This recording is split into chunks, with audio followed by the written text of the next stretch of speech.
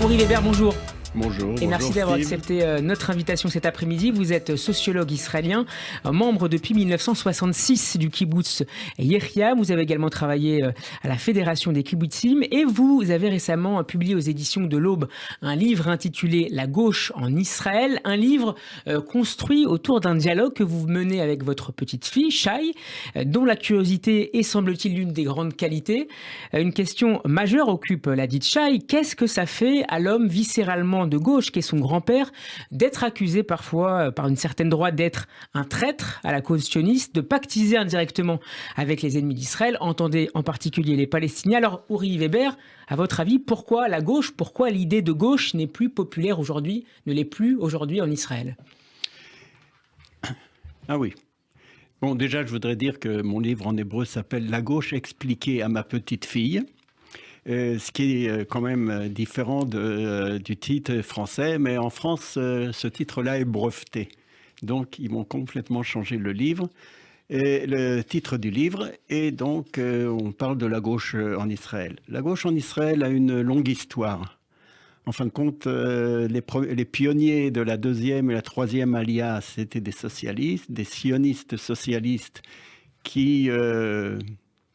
par une rencontre de circonstances avec les contributions financières du judaïsme mondial et des dirigeants qui avaient une vision sioniste, socialiste de l'État, ont en fin de compte construit, ont jeté les bases de l'infrastructure de l'État d'Israël en créant beaucoup d'institutions qui marchent jusqu'aujourd'hui, comme la Coupat Cholim, entre autres, qui a fait ses preuves, ne serait-ce qu'au temps du Covid.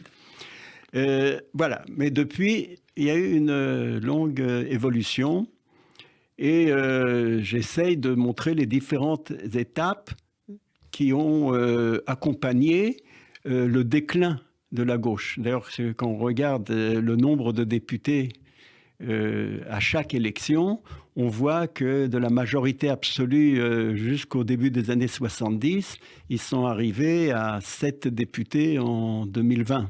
On s'inquiète de voir l'un des deux partis actuels, Meretz ou le Parti travailliste, être sous le seuil lors des prochaines élections. D'après ce que j'ai vu hier, ils sont à 5-5 tous les deux, limite. Mais ça peut changer d'un moment à l'autre. Alors, page 47, Henri Weber, Shai, votre petite fille, vous lance si la gauche est si généreuse, si elle a tellement raison et si elle est tellement parfaite, pourquoi tout le monde ne vote pas pour elle? La question est d'autant plus pertinente si l'on se penche donc sur les résultats des dernières élections législatives et sur les projections pour celle du 1er novembre prochain. Qu'est-ce qui explique, selon vous, qu'aujourd'hui, malgré la crise sociale qui touche beaucoup de démocratie, notamment en Israël, on reparlera des inégalités dans quelques instants, les idées de gauche ne percent pas, ne trouvent pas leur électorat aujourd'hui? Oui, alors quand je parle au niveau plus ou moins du monde occidental, etc., je parle de la mondialisation.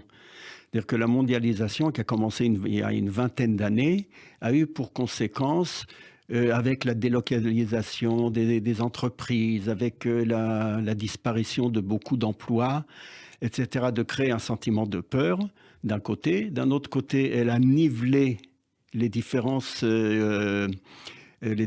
culturelles entre différentes nations. Elle a nivelé le sentiment d'identité, d'appartenance, et ça aussi, ça fait peur. Et quand on a peur, on vote à droite. Et d'un autre côté, ça ouvre la porte à tous les populismes, et c'est ce qu'on voit en Europe. En Israël, c'est différent. En Israël, le clivage entre la gauche et la droite, jusqu'il y a une dizaine d'années, c'était le problème palestinien.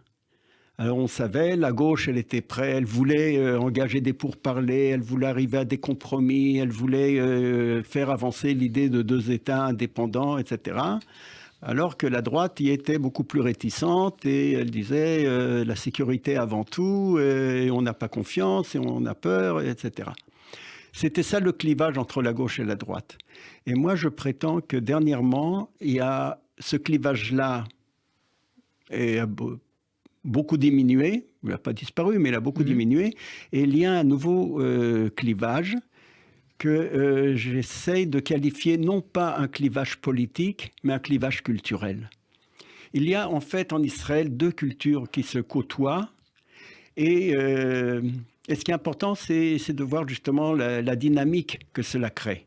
Une culture, c'est une culture plutôt traditionnaliste, qui se réclame du judaïsme, qui par conséquent est assez nationaliste, c'est-à-dire avant tout les Juifs avant tout, qui est conservatrice, pas trop de changements, etc. Mais c'est une culture parce que c'est un mode de vie qui englobe aussi, avec une grande sensibilité sur le problème de la nationalité et du judaïsme. L'autre culture, c'est une culture qui se veut plus libérale, plus laïque. Notamment sur le plan sociétal. Plus universaliste. Et on peut dire que l'une se reconnaît dans la droite et l'autre se reconnaît dans la gauche. C'est-à-dire que les problèmes d'égalité sociale, etc., passent assez au second rang. Aujourd'hui, c'est le problème d'identité qui prime. Alors sur la question, pour revenir à l'une des 4 questions fondamentales que vous avez évoquées, même si vous l'avez développé par la suite, le clivage qui a existé de longue date et qui, malgré tout, se maintient entre la droite et la gauche sur la question du règlement de la question du conflit israélo-palestinien. Le discours hier de Yair Lapid devant les Nations Unies, c'était un discours de gauche, un discours du centre ? Écoute, pour moi, c'est un discours réaliste. C'est-à-dire que il y a une contradiction en Israël. Les gens ont peur de 2 États, ont surtout peur. Ce n'est pas qu'ils sont contre, ils ont peur. Mais d'un autre côté, ils ne veulent pas un seul pays. Ils ne veulent pas une annexion complète.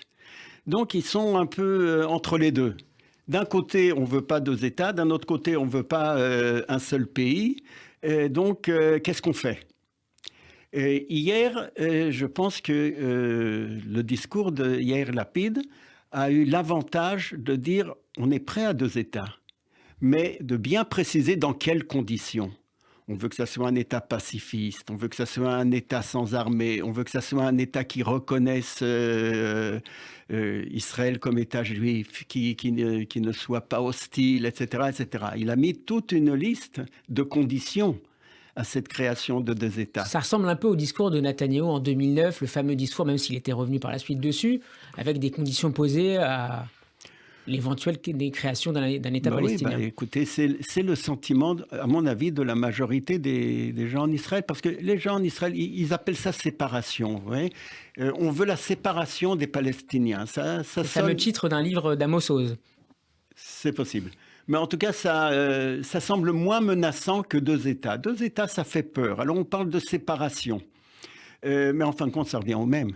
Ce qu'on veut, c'est qu'il y ait une certaine indépendance, que les Palestiniens vivent de leur côté, que les Juifs vivent de leur côté, et qu'en fin de compte, il n'y ait pas d'hostilité entre les deux. Comment on arrive à cette situation-là ? Lapid ne l'a pas dit hier. Pascal, un mot peut-être ? Justement, c'est un peu paradoxal. Comment arriver à effacer ou à détruire cette hostilité entre 2 peuples qui ne se connaissent pas, qui ne se connaissent plus en réalité ? Moi, j'avais une réponse très simple aux gens. Je leur ai dit en 84, c'était, il me semble, non. Oui, avec la paix avec l'Égypte, il y avait une hostilité énorme face aux Égyptiens, et il y avait une crainte énorme vis-à-vis d'une hostilité énorme face à l'armée égyptienne. Le jour où Sadat a dit « Je suis prêt, je veux la paix, et je suis prêt à venir à la Knesset pour le mettre en œuvre », quelques mois après, il débarque en Israël, et il y a des foules des 2 côtés de la route avec des drapeaux égyptiens. 1977, oui. C'était pas 77, c'était 80... Non, à la Knesset 77. Le discours à la Knesset 77. La venue de Sadat, oui. Mais enfin bon, mais sur le principe, ce que je veux dire, c'est qu'à partir du moment où il y a un geste qui donne confiance, qui semble authentique... et qui brise finalement les représentations qu'on a de l'autre. Exactement. Tout de suite, l'état d'esprit change. Les Israéliens, en fin de compte, n'attendent que ça. Ils n'attendent qu'un signe qui leur permettent d'avoir confiance. Jusqu'aujourd'hui, ce n'est pas venu. Au contraire, tous les signes qui sont parvenus à partir des Palestiniens, ce sont des signes menaçants ou alors qui ne semblent pas authentiques. Uri Weber, pour revenir au livre, cette conversation entre générations, puisque c'est le sous-titre de l'ouvrage, c'est aussi pour vous une manière d'affirmer votre espoir en un avenir de la gauche, Écoutez, moi, dans le livre, je fais une différenciation très nette entre la gauche comme concept, comme culture, comme conception du monde, comme échelle de valeurs, et les partis politiques qui se disent de gauche. C'est pas la même chose. Je dis en France ici, ceux qui se dégringolent, ce sont les partis politiques. C'est pas l'idée de gauche. La volonté de transformer la société, de lutter contre les inégalités, ça existe toujours. Absolument, absolument, et même plus qu'avant.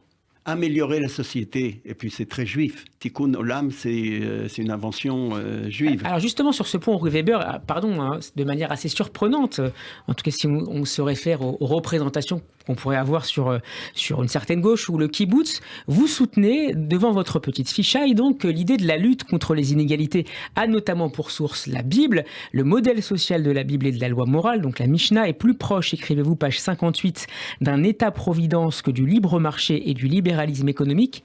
La Torah serait de gauche, Uri Weber ? Bon, je commence le paragraphe en disant la Torah, elle a 70 visages, bien connus. Et donc, on peut tout y trouver.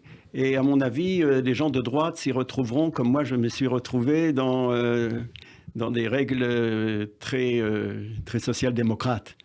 Et voilà. Alors moi, je prends les éléments de gauche, social-démocrate, de justice, d'entraide, etc. Et je les mets en avant dans ce paragraphe. Mais en gros, je pense que réellement, l'esprit de la Bible est beaucoup plus un esprit de solidarité et de justice sociale, d'égalité sociale, qu'un esprit de libre marché capitaliste, etc., etc. Alors le paradoxe sur lequel vous insistez bien, Uri Weber, et de manière assez convaincante, il faut bien le dire, veut que l'économie israélienne n'a sans doute jamais été aussi prospère aujourd'hui depuis sa création. Son PIB par habitant est passé de 25 000 à 42 000 $ en 20 ans. Le taux de chômage est bas, mais en même temps, les inégalités sociales ne cessent de s'y creuser, avec un Israélien sur 5 qui vit sous le seuil de pauvreté. À vos yeux, c'est le fruit de choix politiques, en particulier du grand tournant libéral engagé à l'époque par Benjamin Netanyahu en 2003 lorsqu'il était au ministère des Finances. Croissance ou égalité, il faut choisir, l'un en dépend de l'autre? À mon avis, non. À mon avis, il y a possibilité, c'est pas facile, c'est pas évident, mais il y a possibilité à poursuivre une croissance tout en subvenant une certaine égalité. Dire que les lois de Netanyahou en 2003, c'était d'un côté diminuer les impôts des grandes entreprises, etc., et de diminuer aussi les allocations de chômage, les allocations maladie, etc. C'est-à-dire qu'en fin de compte, la classe pauvre a perdu sur tous les tableaux. Et ça a agrandi les disparités sociales jusqu'aux grandes manifestations de 2011, où ça a un peu ralenti le rythme des privatisations et de cette politique libérale.